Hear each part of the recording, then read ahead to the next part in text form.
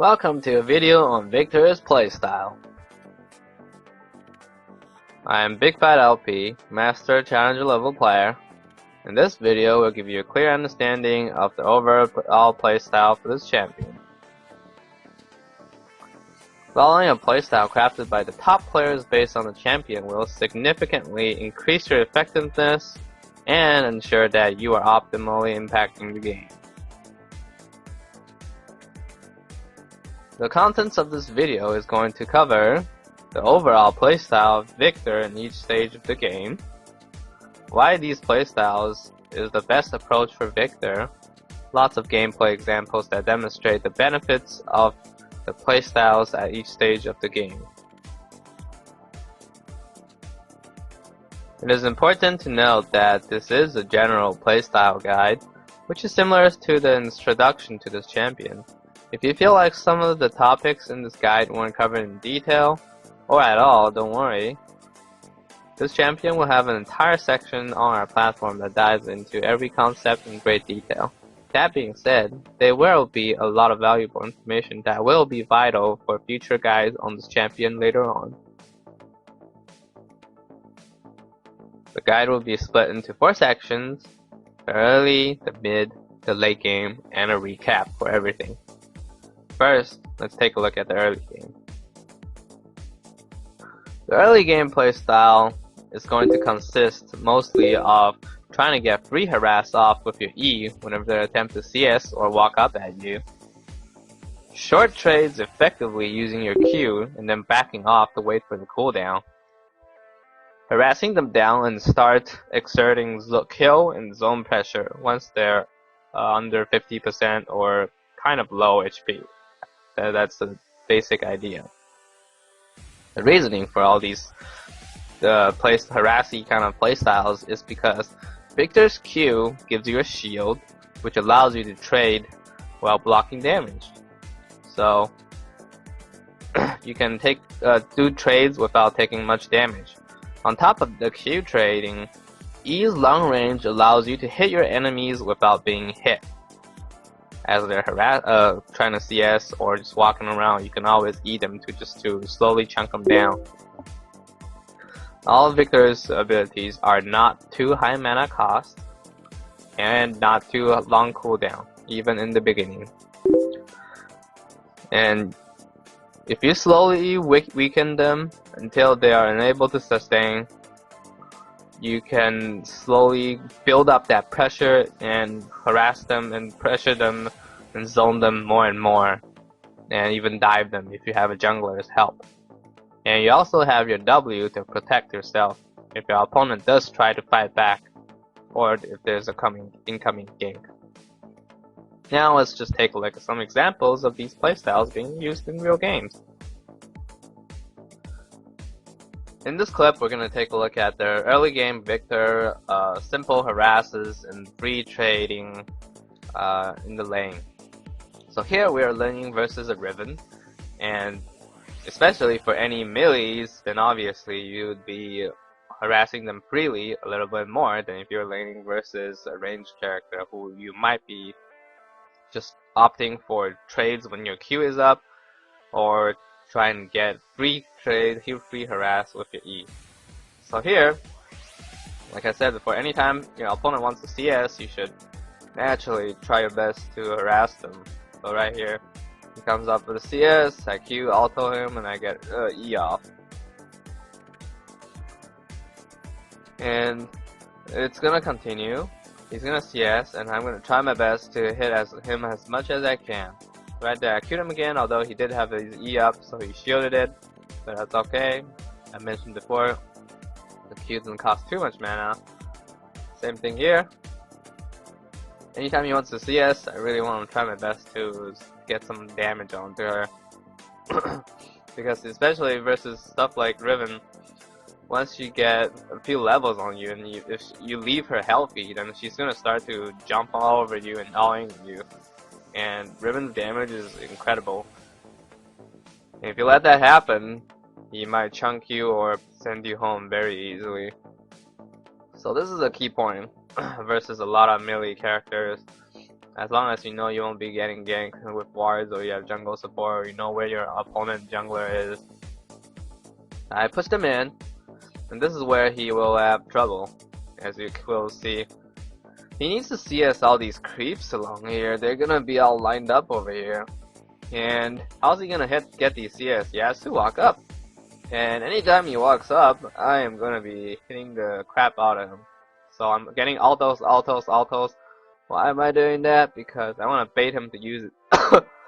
I wanna bait him to use his E before I use my abilities on him. Now there he uses it. And now I'm gonna start using my ability, just like that. And look how chunked he is now.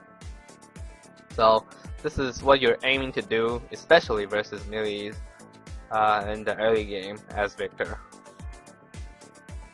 In this clip, we're going to be taking a look at the early game harass strategy, the free trading part of it. If you're laning versus like a ranged enemy, your Q is down, and you don't want to really go up for a face-to-face kind of trade, you can always do this whenever you have mana, and it's just really good for slowly chunking down your opponent.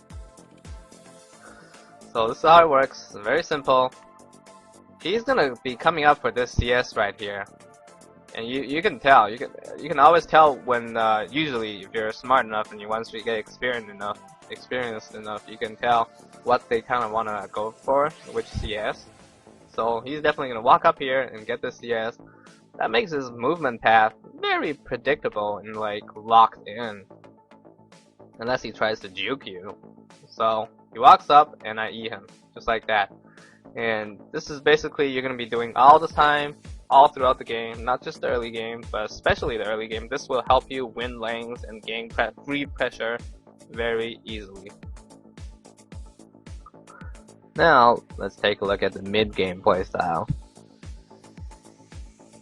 The mid-game playstyle is basically a more powerful, all-in-ish kind of early game playstyle that we just discussed earlier.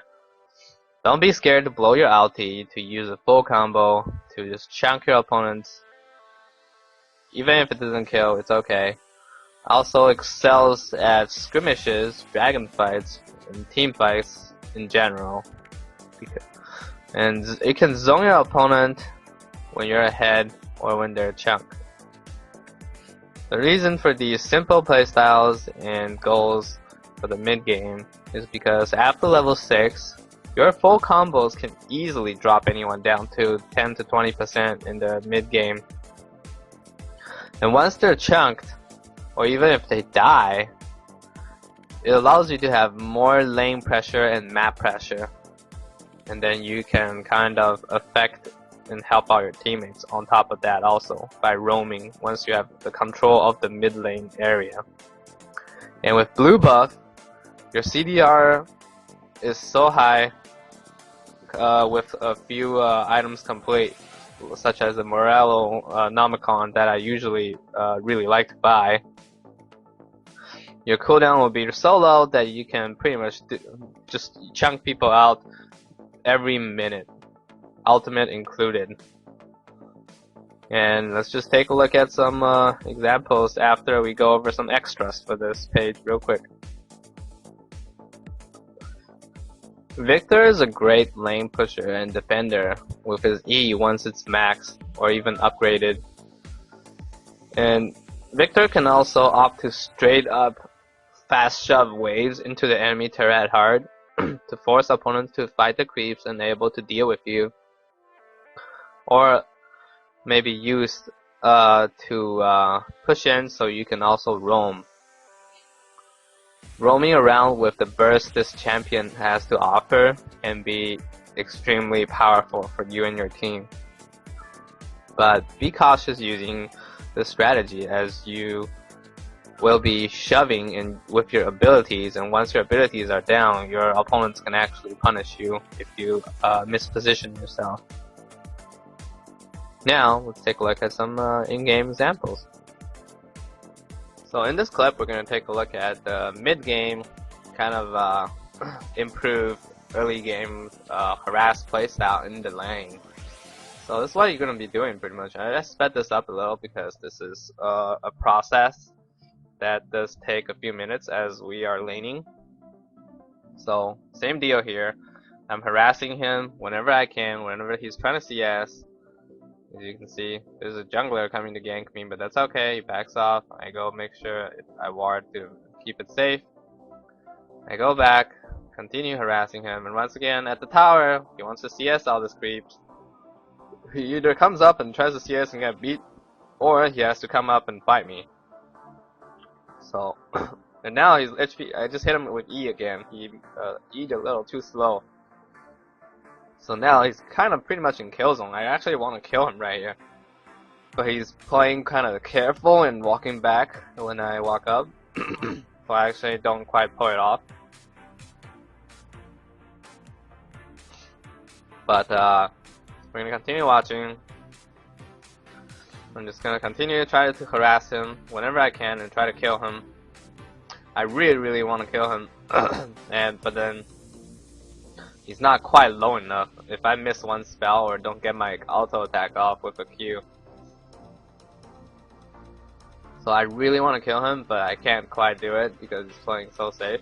Right there I could have killed him actually, but then I kind of missed the opportunity. As you can see, this is a process of slowly acquiring more and more pressure, just like the early game. But now you have more tools and you're more powerful than the early game.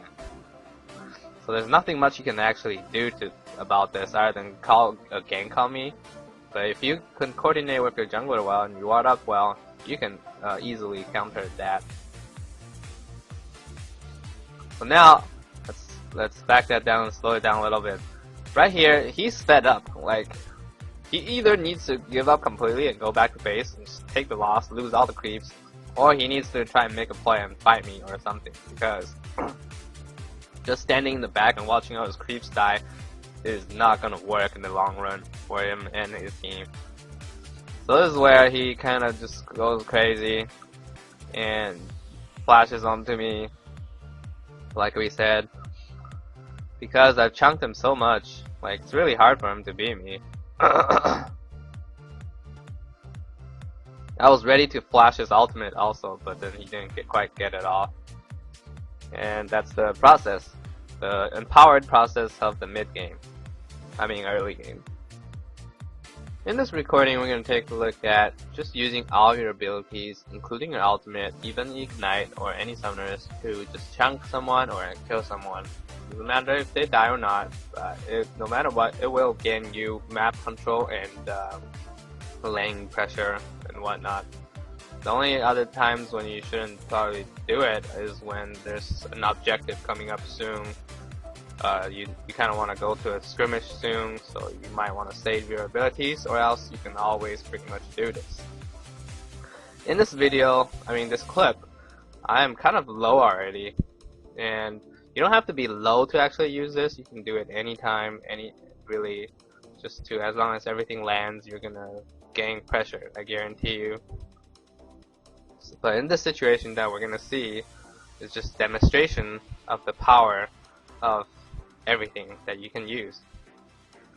So over here, I am kind of low, and this guy is pretty healthy still. He's like 90% health, and he's gonna jump in a little aggressive. This is where I know I can definitely dodge some stuff here. So I didn't even have mana to use Q. As you can see how much damage this thing actually does. I ultied him, I E'd him, and I ignited him, and ulted him a few times. Imagine I had Q and an ulto with the empowered Q. So just think about that damage and that potential to chunk out or kill someone from like literally 90% or even 100 sometimes if they're squishy enough. So in this clip, we're going to be taking a look at the mid-game teamfight potential and a demonstration of how you can already start to kite really well and teamfight really well with this champion come mid-game. So let's slow this down a little. I got hooked, they're doing Baron, they're turning onto us, and they have people jump over and rally on the Thresh. But because of my Q upgrade, I can easily kite them with ease. So I'm just gonna walk him back. I'm damaging him with my cooldowns every time they're up. No specific comboing order, just using them as soon as they're up, so to maximize DPS and efficiency. And notice how well this hero can chase. I queued that Aurelia before she died to bring me up to speed with this Thresh, and then queue him again because it's up already. It's literally like 3-second cooldown. And it always gives me a ton of speed to help me move around the battlefield. So I queued him again before I died to get over back to my teammates over here. The main showcase of this video is just to show you that how mobile Viktor is once a fight actually starts, and you have opponents and enemies to queue to help you get around the team fight and position yourself however the hell you want. Next, we're going to take a look at the late game playstyle. The late game playstyle is fairly simple and powerful. You will have very high sustained damage and become a burst damage team fighter. Mobility is going to be your friend also. Once you complete CDR items and upgraded your Q, you'll be running everywhere in team fights.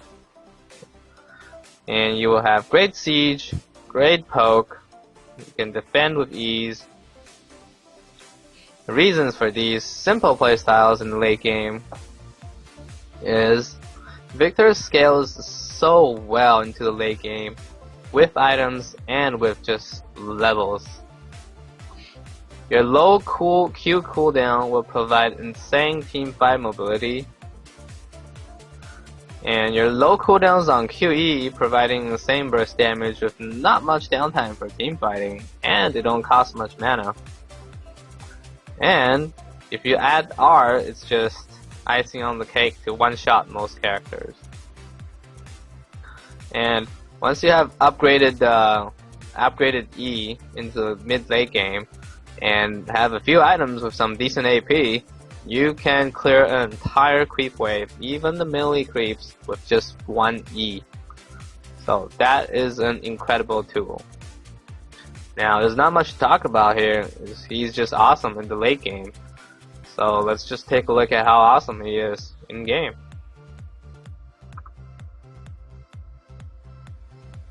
In this clip, we're going to take a look at some near end game or pretty much end game power that Viktor has to offer.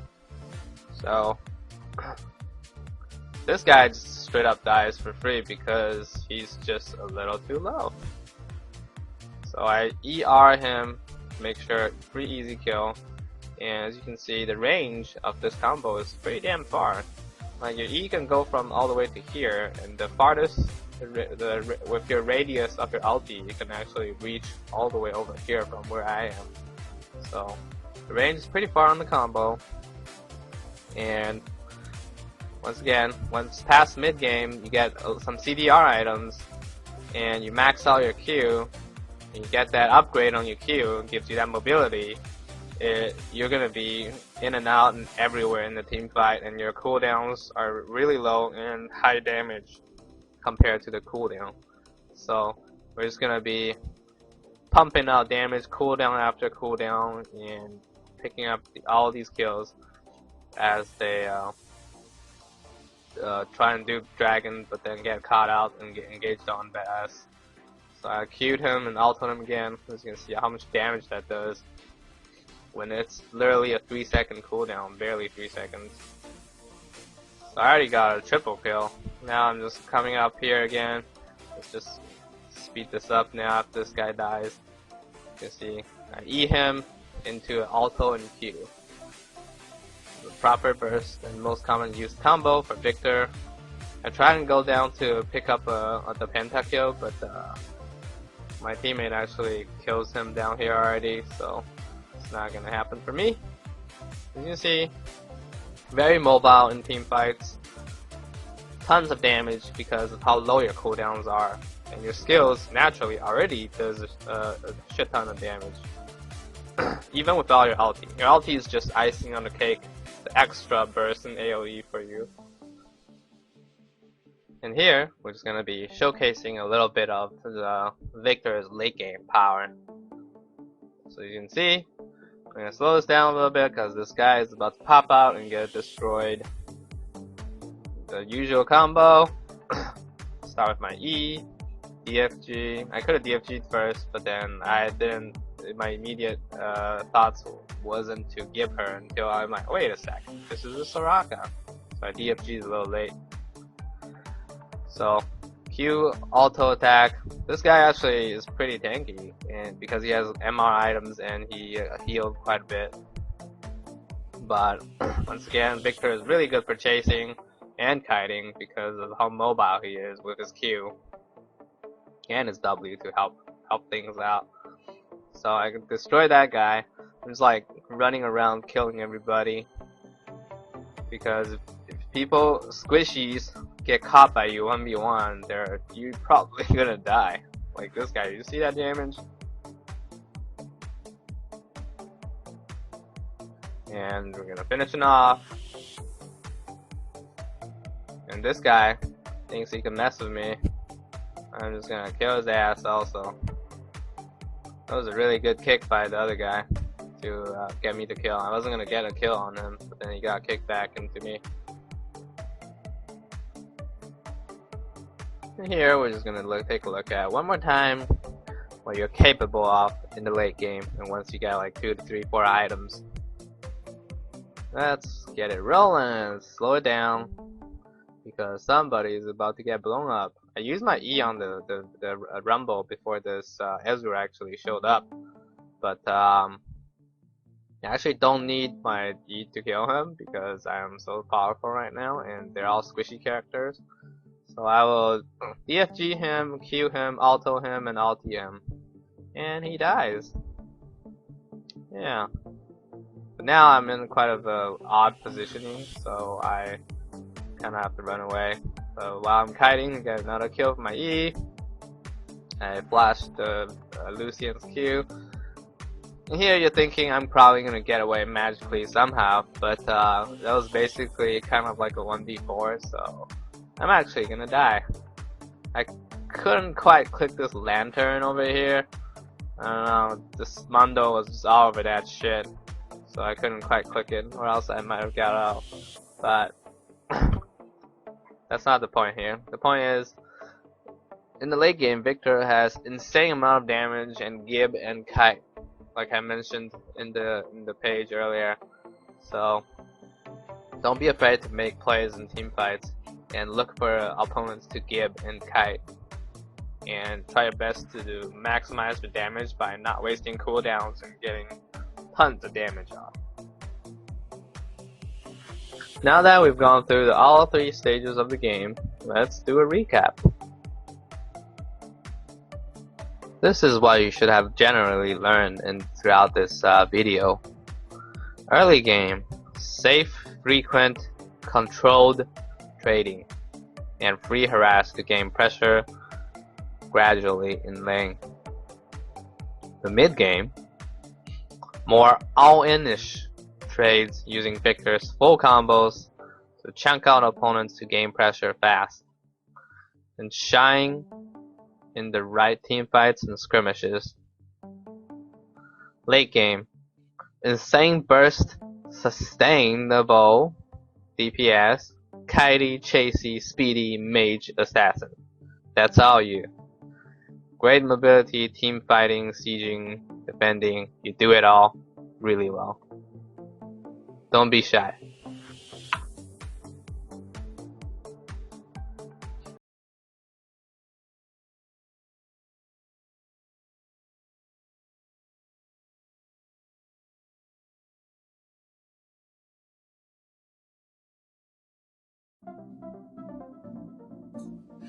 Hey guys, welcome to a video tutorial for Viktor's itemization guide. My name is Archon Angeloid, and I will lead you through the way. So, what will you get out of this video? Well, number one, you're going to be able to make more intelligent decisions about the upgrade selections you'll make. And number two, you'll be able to overcome any types of foes in combat. And number three, you'll know how to balance your itemization to suit various combat situations, because I'll be talking to you about not just building items for this specific champion, but the mentality overall that you should have when building the items for any champions. So let's first talk about what makes Viktor a very special character. So pretty much Viktor is the only AP champion in the game that spawns with a permanent item known as a Hexcore staff. His staff can be upgraded in ways that it makes a pretty big difference in combat, and when you have a full item set as Viktor, it makes him extremely versatile in comparison to most other AP champions, because, well, other AP champions, whatever abilities that they have, when you read them, they're pretty stock, right? You don't go above and beyond, but when Viktor, when he gets a lot of gold income, and when you get a lot of kills and assists, he can actually make those abilities go beyond their stock abilities, which makes it a very sophisticated character in general, as long as he's played by the right hands. So now let's talk about the mentality set that you must always have while playing Viktor. One of the most important pictures to keep when you play Viktor is that you're playing Viktor to adapt against your enemies. And what I mean by this is that since Viktor is a very fluid AP champion, you can make the worst situations kind of work to your advantage. And when you combine logical itemizations and skills, you can outplay or stand head to head with any foes in terms of making trades or just trying to farm. Now we'll have a look at Viktor's build items, and it will consist of the Chaser, the Burner, the Mechanist, and the Piercer. The starting items will be Boots, Doran's Ring, or a Flask. Boots is really good for fighting against champions that have a lot of skill shots for you to dodge, while Doran Ring packs a lot of utility and damage. A Flask is great for fighting against attack damage champions while trying to sustain and last in lane, so when you go back, you'll have a ton of money to buy anything you need. The first build that I'll be talking about is a Chaser build, and it is commonly used for kiting and running after fleeing opponents. One thing to note before I talk about the builds is that they will all follow a common structure. The common structure is that for every one major item you purchase, you upgrade your Hexcore ones in order to prevent any imbalances in your build to ensure that you have a fairly smooth gameplay. The good thing about the Chaser build is that it is effective against champions that have a lot of movement speed and movement related abilities such as dashes or flashes, whatever it is, and it helps you to chase them down and locate them. It is also good against kiting champions that are trying to go after you, usually a zoning character, and the slow will ensure that you are safe. The con, however, is that because it lacks a Void Staff, your damage in the late game won't be as impactful as you wish. The second build is the Burner build. This build is specified to fight against champions that have a lot of regenerative and health related properties such as Vladimir, Mundo, Garrett, and so forth. Not only is it good for kiting tanks, it also has the ability to significantly reduce any sort of incoming heals from your enemies thanks to the Morellonomicon. This build, however, also lacks impactful damage similar to the Chaser build because it relies more on percentage damage without a Void Staff. The Mechanist build is the ideal itemization to acquire when fighting against attack damaged laners. The armor will ensure that you are not bullied easily, and the Mercury Treads will provide you with the tenacity to survive most debuffs. This build is great against assassins, but it is very weak against tanky champions that have a lot of zoning properties. The final build is a Piercer set. This build will provide you with the most damage output against your foes, enabling you to nuke any squishy or semi-tanky champions with relative ease thanks to the Void Staff. Be careful, however, because the pros and the cons, well, you've already heard the pros, but the cons is that you are a very fragile champion going with this build, and pretty much anything, including supports, can kill you. Let's just go over the key ideas to remember while playing Viktor or any other champions for that matter. So one of the big notes to keep in mind is to always keep your eyes on a large picture, because the laning phase, it doesn't last forever. And what you want to do is you want to initially adapt to fight your laning enemy, and then you gotta also learn to adapt to fight the entire team. And a very common situation is where sometimes laners, they lane for too long and they only know how to fight each other. So when they go out in team fights, they realize that they're not that good, right? And you don't want that to happen to you. And when you're playing as a ability power carry, you always want to, like, not always, but oftentimes you want to create builds that benefits not only you, but the entire team towards winning the game, because teamwork is always OP. Alright guys, thank you for watching this tutorial for the itemization for Viktor, and I hope you guys got a lot out of this, and always remember that it is a mentality that matters most. You simply memorizing something, like, oh, gotta build this, gotta make that, that's not gonna make you successful. What is gonna make you successful is for you to understand something inside and out. It's for you to feel and know something, not just memorizing it, but knowing it off by heart. Alright, well anyways, tune in for more, and good luck in your games, guys. And remember, keep practicing and keep practicing. It's all about iteration. Good luck, guys.